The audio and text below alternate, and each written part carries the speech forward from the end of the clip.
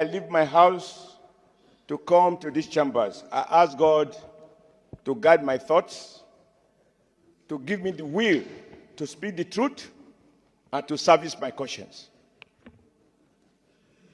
I have listened and I've read through this two-page motion moved by a man I respect and I will always respect.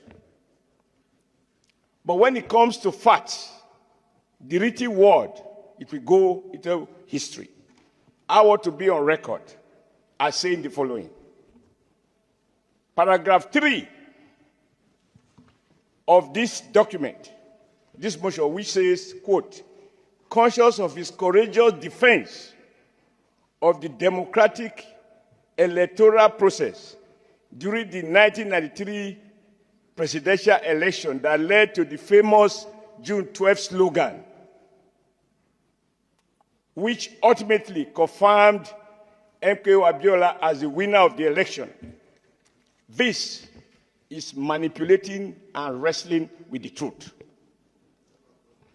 June 12 became famous because Nigerians who voted and the elections results already announced, people were at liberty to do their calculation.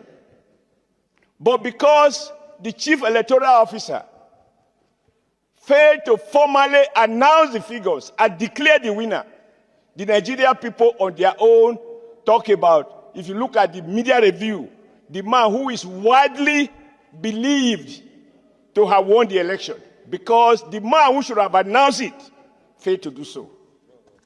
The second paragraph, or the fourth paragraph, informed that he stood his ground during Nigeria electoral wishes and aspirations were realized, which culminated in June 12 being marked as a 30th Democratic Day due to his unwavering stand as an umpire.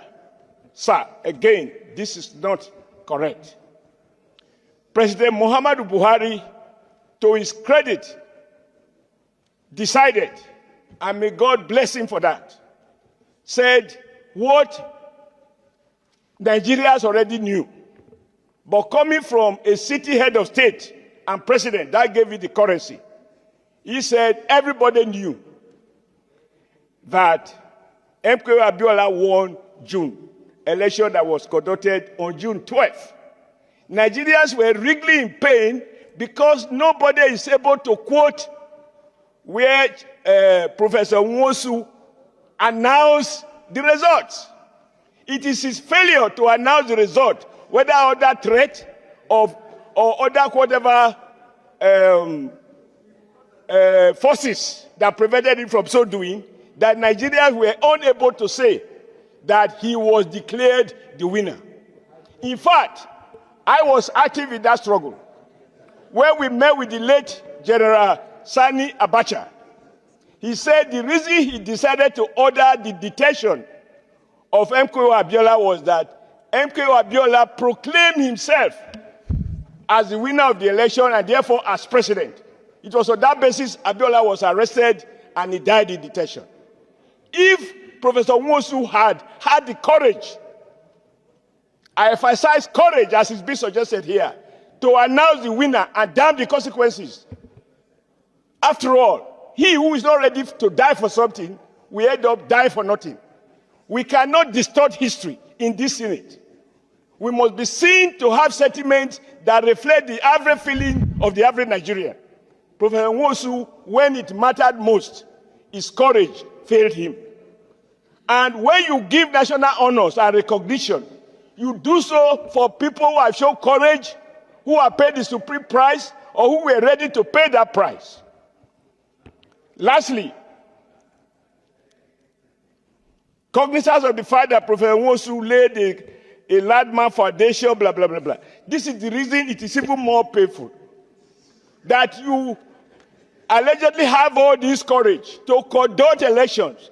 I'm on record as saying that Professor Nwosu and President Babangida fooled 18 million Nigerians that voted.